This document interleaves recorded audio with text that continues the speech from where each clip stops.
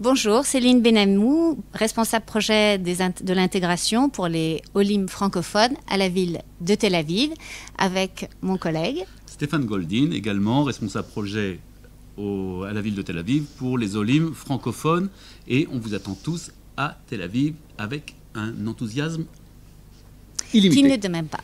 Notre objectif aujourd'hui, c'est de vous expliquer en quoi la ville de Tel Aviv ou comment la ville de Tel Aviv vous intègre, vous aide, vous accompagne, quelles sont les caractéristiques de cette ville, de manière à ce que vous puissiez déterminer si oui ou non c'est une ville qui va vous correspondre, qui va vous permettre de vous réaliser et de vous épanouir dans ce choix que vous allez faire, de changer de vie, d'immigrer en Israël, de vivre en Israël, de construire votre vie en Israël. Et c'est important de se sentir bien et de faire le bon choix. Donc voilà, notre idée aujourd'hui, c'est vraiment de vous donner le maximum d'informations pour que vous puissiez comprendre comment fonctionne cette ville et si oui ou non, elle vous conviendra, elle vous correspondra. Stéphane. Merci Céline. Nous savons aujourd'hui, nous savons tous, faire son alias, c'est ouvrir une page nouvelle et dans le fond, c'est une page blanche dans sa vie, c'est une chance. C'est une chance, mais à chacun de vous de pouvoir écrire sur cette page blanche ce que vous souhaitez, la vie que vous souhaitez. Et Tel Aviv, aujourd'hui, est devenue la première ville d'intégration en Israël. Ça fait maintenant depuis 3 ans que nous sommes la première ville d'intégration où je parle de tous les Olim confondus. Et c'est vrai qu'au niveau des Olim francophones, aujourd'hui, nous sommes la 2e ville. Après, évidemment, Netanya, qui est la première ville d'intégration pour les francophones. Et nous sommes ex-aequo avec Jérusalem, mais je ne doute pas que l'année prochaine, nous allons sûrement les dépasser. Non, je plaisante. Il n'y a pas en compétition. Il n'y a aucune compétition. Nous, ce qui nous importe, c'est que vous veniez en Israël, que vous arriviez dans ce pays et qu'on fasse tout pour que vous puissiez avoir la meilleure intégration, parce que c'est ce qui nous importe, que vous soyez ici et que vous puissiez y rester et faire votre vie. Alors, pour revenir à Tel Aviv, on va commencer par les préjugés. Ou en tout cas, ce que l'on entend dire, ou les questions qu'on peut se poser. Est-ce que Tel Aviv, notamment, c'est une ville de famille ou est-ce que c'est une ville adaptée pour les familles? On entend beaucoup la ville qui dort jamais, la ville où il y a des boîtes, des bars, la plage, la fête. C'est vrai quand on est touriste, mais quand on y vit, est-ce qu'on peut venir avec une famille? Moi, j'ai 4 enfants, j'ai fait mon alia à Tel Aviv. Ils ont aujourd'hui l'âge de faire l'armée, ils ont grandi à Tel Aviv, ils ont été dans le système scolaire de Tel Aviv et que Dieu, grâce à Dieu, tout se passe bien pour eux. Et je peux le dire en connaissance des causes que oui, Tel Aviv est une ville qui accueille les familles. Alors, pour être plus concret, qu'est-ce que ça veut dire? Ça veut dire que Tel Aviv, c'est 60 000 enfants chaque année qui font leur rentrée scolaire. Alors, avec un chiffre comme celui-là, on comprend que Tel Aviv, c'est aussi une ville dans laquelle des familles, des jeunes familles, séjournent. C'est aussi une ville qui a 65 écoles pour accueillir ces enfants. Et comme dans toutes les villes d'Israël, il n'y a pas, et je sais que c'est des questions qui reviennent souvent, des inquiétudes en tout cas, qui sont fréquentes chez les parents qui envisagent de faire l'ALIA, mais à quel moment on va inscrire nos enfants? Est-ce que oui, ils auront une place à l'école? Dans quelle école? Oui, il n'y a pas d'enfant. Il n'y a pas d'enfant qui n'a pas de place à l'école. Comment ça fonctionne? C'est la carte scolaire, c'est-à-dire que ce sera en fonction de votre lieu d'habitation. Mais voilà, à Tel Aviv, il y a des écoles. C'est une ville qui est adaptée pour les familles. Et quand je dis que c'est une ville qui est adaptée pour les familles, quel que soit d'ailleurs notre niveau de pratique religieuse, puisqu'il y a, comme dans toutes les villes, 2 circuits. Le circuit des écoles. J'aime pas le mot laïque parce que ça n'existe pas vraiment en Israël, puisqu'on est en Israël et que les écoles sont juives. Laïque ne me convient pas tout à fait, mais en tout cas, ce qui pourrait s'assimiler au plus, ressembler plus à ce qu'on connaît comme des écoles laïques, et le système public religieux. Donc oui, il y a ces 2 systèmes, du GAN jusqu'au lycée, et puis après, l'université, c'est encore autre chose. Mais en tout état de cause, à la question est-ce que Tel Aviv est une ville pour les familles, ou en tout cas dans laquelle on peut vivre et s'intégrer avec des enfants, oui, effectivement, c'est le cas. Autre question et autre inquiétude, souvent, autre préjugé aussi, Tel Aviv, c'est une ville où c'est difficile de pratiquer, difficile d'être religieux à Tel Aviv. Alors, non, c'est pas vrai. C'est pas vrai parce que des synagogues, il y en a 450. Des synagogues francophones, il y en a de plus en plus, avec des vraies communautés. Et je dois dire là-dessus d'ailleurs que les francophones ont beaucoup apporté à la ville. Pour ça, ils ont réactivé des synagogues qui dormaient, où ils avaient difficilement la possibilité de faire minyan. Donc, Tel Aviv, c'est aussi une ville où on peut être en phase avec sa pratique religieuse, quel que soit ce niveau de pratique religieuse. Voilà ce que je voulais dire sur les préjugés, mais Stéphane a aussi peut-être des choses à dire. Tel Aviv, qui est évidemment une capitale économique, est aussi une ville culturelle extraordinaire. Nous avons un nombre de théâtres, un nombre de cinémas, un nombre d'activités culturelles dans cette ville. Quand on dit que c'est une ville qui ne dort jamais, elle ne dort jamais grâce à sa qualité et à son efficacité économique, mais aussi à son efficacité culturelle. On peut dire que nous sommes dans une ville cosmopolite. Nous avons des gens qui viennent du monde entier et c'est une sorte de melting pot extraordinaire où les gens se mélangent, où les gens se retrouvent. Et dans le fond, il y a une base en commun. Cette base en commun, c'est que souvent les gens sont juifs et souvent on fait leur alia, souvent vivent là. Ouais, et souvent, presque toujours, merci. Et donc c'est une véritable base et du coup il y a cette dynamique qui se crée culturellement. Et aujourd'hui nous avons des grands théâtres, des petits théâtres, des cabarets. Nous avons pratiquement des cabarets à chaque coin de rue et nous avons aussi un nombre de start-up, mais ça on parlera à peu près de l'emploi par la suite, dans tous les coins de rue, et c'est quelque chose d'extraordinaire, une vitalité culturelle qui donne, je dirais, une dimension internationale à cette ville. On va le voir dans quelques semaines avec l'Eurovision d'ailleurs, et les gens du monde entier qui vont arriver. Moi, je sais qu'une des choses qui m'a manqué, c'est d'aller au cinéma et de voir des films. Aujourd'hui, il y a le festival du film français 2 fois par an. Il y a un festival du film comique et un festival du film français qui a lieu d'ailleurs en ce moment à Tel Aviv, mais aussi dans d'autres villes. Et voilà, c'est vraiment une ville où on peut rester et avoir une connexion toujours avec une vie culturelle, mais il ne s'agit pas forcément d'opéra. Ça peut être juste aller au ciné, regarder une pièce de théâtre. C'est quelque chose qui nous manque quand on est loin. On ne s'en rend pas compte quand on est à Paris. Ou enfin, moi, je viens de Paris, c'est pour ça que Paris, je cite Paris, mais on mesure pas à quel point c'est important. Et quand on est en Israël, on a ce manque. Et voilà, c'est un manque qui peut être comblé à Tel Aviv, mais voilà. Alors, Tel Aviv, c'est aussi un bassin de l'emploi. Bon, tout le monde sait, capitale économique, start-up city, on en parle beaucoup. Qu'est-ce que ça veut dire ? Ça veut dire qu'effectivement, c'est la région, ou en tout cas la ville, qui regroupe le plus d'entrepreneurs. C'est une ville extrêmement dynamique au niveau de l'emploi, que ce soit parce qu'elle y trouve des start-up, mais ça ne veut pas dire qu'il n'y a que des emplois pour les ingénieurs ou l'high-tech. Il y a vraiment, de par son dynamisme, de par ses commerces, de par son activité de service, beaucoup d'emplois. C'est aussi une ville dans laquelle les transports en commun permettent d'arriver dans toutes les autres villes qui proposent, où il y a également des bassins d'emploi. Donc c'est en termes de transport public, c'est une certaine fonctionnalité, un aspect pratique qui est important, parce que quand on fait son alia, on va vivre des difficultés, on va être un peu perdu. Donc il faut souvent rechercher, en tout cas si j'ai un conseil à donner, rechercher la vie, ou en tout cas à se faciliter la vie, au moins au niveau de la vie pratique et de tout ce qui est transport public, école, vraiment chercher à être le plus simple, à faire en sorte que ce soit le plus simple possible, parce qu'on va avoir un certain nombre de sujets de préoccupation, et donc c'est important de vraiment chercher à ce qu'au quotidien ce soit pas compliqué. Donc être dans une ville où le transport en commun, où toutes les autres villes sont desservies facilement, c'est important. C'est aussi un des avantages de la ville.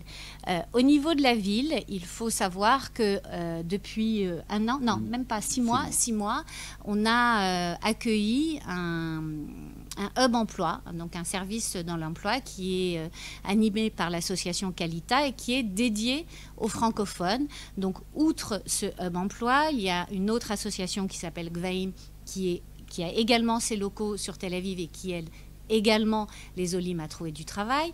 Il y a un autre organisme qui s'appelle Maof qui lui aussi est là pour vous aider à trouver du travail.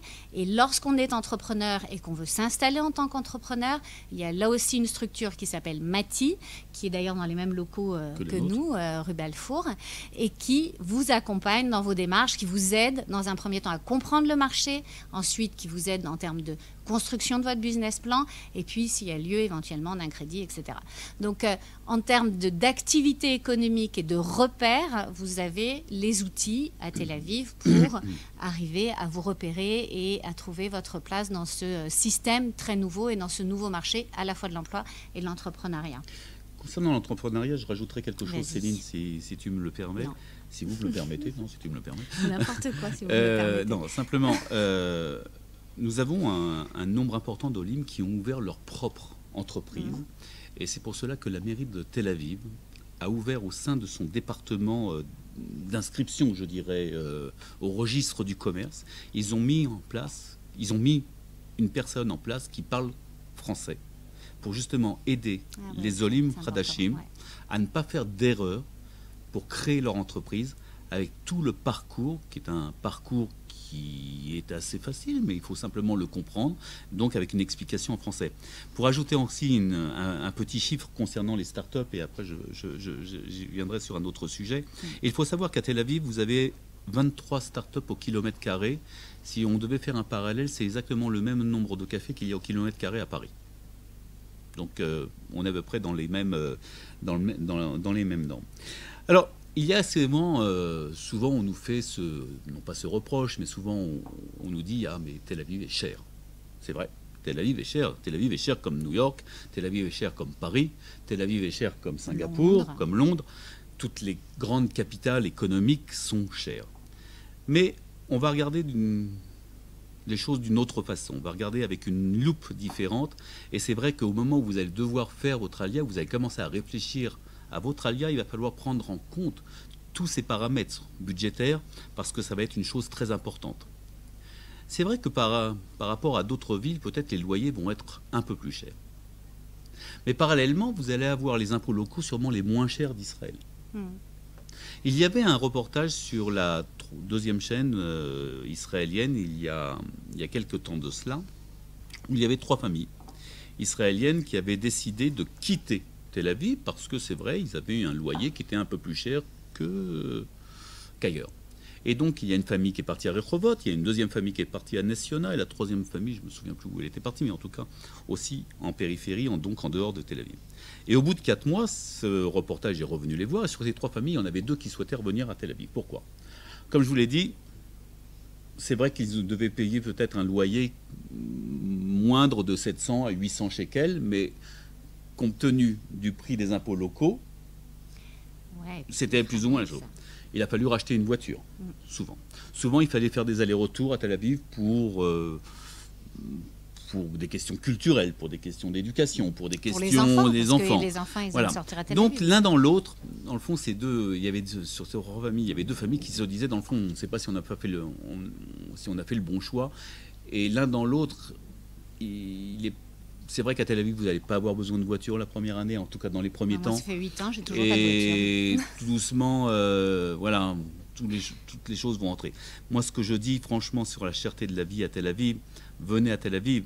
Bien sûr qu'après, vous ferez votre propre budget, vos propres comptes, et vous verrez où vous voudrez habiter. Mais en tout cas, ne partez pas sur cet a priori que Tel Aviv est cher. C'est vrai que Tel Aviv est plus cher que d'autres villes comme Paris, Londres ou Singapour ou New York, mais vous verrez que vous aurez d'autres économies que vous ferez parallèlement.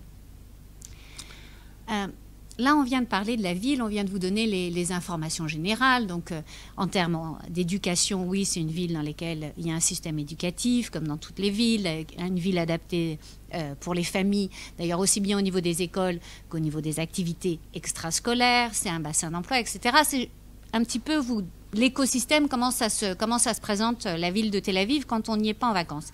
Mais ce dont on voudrait vous parler aussi, c'est de notre rôle, de notre fonction. On s'est présenté, Céline, Stéphane, responsable de projet, ça fait un peu pompeux, mais ça veut dire quoi concrètement? En quoi on peut vous aider? Qu'est-ce qu'on fait? En fait, nous, notre rôle, c'est on a une double mission. La première, c'est de vous accompagner dans vos premières démarches, dans vos premiers pas dans la ville.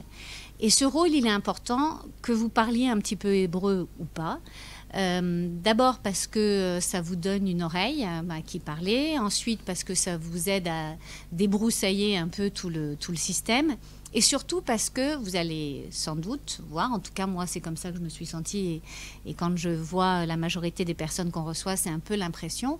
On a l'impression de redevenir un enfant, on est perdu, on a des questions qui nous paraissent bêtes, qui ont l'air d'une évidence absolue, sur des toutes petites choses. On ne sait plus lire son courrier, on se demande quoi, où, comment, vraiment des choses bêtes. Et nous on est là pour répondre à ces questions bêtes du quotidien, à toutes ces petites choses qui font que ce qui nous prend 2 secondes en France va prendre 3 heures ici et va être une source de stress parce qu'on ne sait pas lire son courrier, on ne sait pas si c'est le courrier de la banque, de la mairie, de l'eau, on ne sait pas ce que c'est et on ne sait pas forcément à qui demander. Puis même si on a des gens qu'on connaît, on n'a pas envie de leur demander tout le temps 10 fois tu peux m'aider, tu peux m'aider. Donc nous, notre rôle, c'est ça. Quand on dit de vous accompagner, c'est de vous guider, de vous orienter, de répondre à toutes ces petites choses. Donc voilà, si vous êtes là, n'hésitez pas. De toute façon, on vous rencontrera. On espère que ça sera une des premières choses que vous ferez. Et de toute façon, le ministère de l'Intégration vous enverra vers nous pour qu'on puisse se connaître, se présenter et vous expliquer à nouveau qu'il n'y a pas de questions bêtes, il n'y a pas de petites questions, il n'y a pas de grandes questions, il n'y a pas de sujet important, il n'y a pas de sujet pas important. Il y a juste la vie de tous les jours et être bien et s'intégrer et gagner du temps. Et nous, on est là, tant que faire se peut, pour répondre à toutes ces petites questions bêtes. Surtout que, voilà, soyez rassurés, on est passé par là et on les avait, nous aussi, ces questions bêtes. Donc, il n'y a vraiment pas de scrupules à avoir sur ce dossier. Mais au-delà de l'accompagnement individuel que nous faisons, où nous accompagnons évidemment dans toutes les administrations, parce que, comme le disait Céline, il est important que, voilà, de vous accompagner, vous puissiez comprendre ce qui vous arrive. Nous organisons aussi un nombre d'activités très importantes autour de conférences, d'ateliers, d'excursions. Comme nous le disions au début, dans le fond, on a 3 volontés. La première volonté, que vous ayez une intégration la plus douce, la plus facile possible. Notre deuxième volonté, c'est que vous restiez évidemment en Israël. Et la troisième volonté, évidemment, c'est que vous puissiez rester à Tel Aviv. Et donc, nous allons tout faire pour pouvoir vous aider, pour vous organiser des conférences, des excursions, pour connaître la ville et le pays, parce qu'on connaît ce pays avec ses pieds, pour vous faire des ateliers. Le tout, c'est de vous donner les clés de votre intégration. Souvent, nous définissons notre rôle comme un Waze. Nous sommes votre Waze, c'est-à-dire que nous sommes là pour vous accompagner. Attention, nous ne faisons pas d'assistanat, que les choses soient très très claires. En aucune façon, nous ferons de l'assistanat. Mais nous serons là pour vous accompagner dans votre démarche. Vous savez, nous, les Olim, on en voit tous les jours. Et dans le fond, notre plus grande récompense, c'est quand au bout de 2 ans, 3 ans, on ne les voit plus. Ça veut dire que ça y est, ils sont partis, ils ont réussi. Ils sont partis sur leur parcours.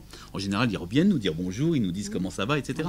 Mais en général, quand on ne les revoit plus, ça veut dire que ça y est, ça a réussi, ça a marché. Et je peux vous dire qu'aujourd'hui, allez, 75%. Franchement, ça roule tout seul. Donc je vous le dis, on est là, on est une sorte de Waze pour vous. N'ayez pas peur de prendre contact avec nous. Nous, c'est très simple, vous pouvez nous contacter de différentes façons. Nous avons d'abord un bureau qui se situe au 14 rue Balfour. Nous avons une page Facebook qui s'appelle Olim francophone de Tel Aviv. Et n'importe qui clique dessus et like sur cette page verra toutes les activités que nous faisons. Et par la suite, quand vous serez là, vous recevrez une newsletter que nous envoyons.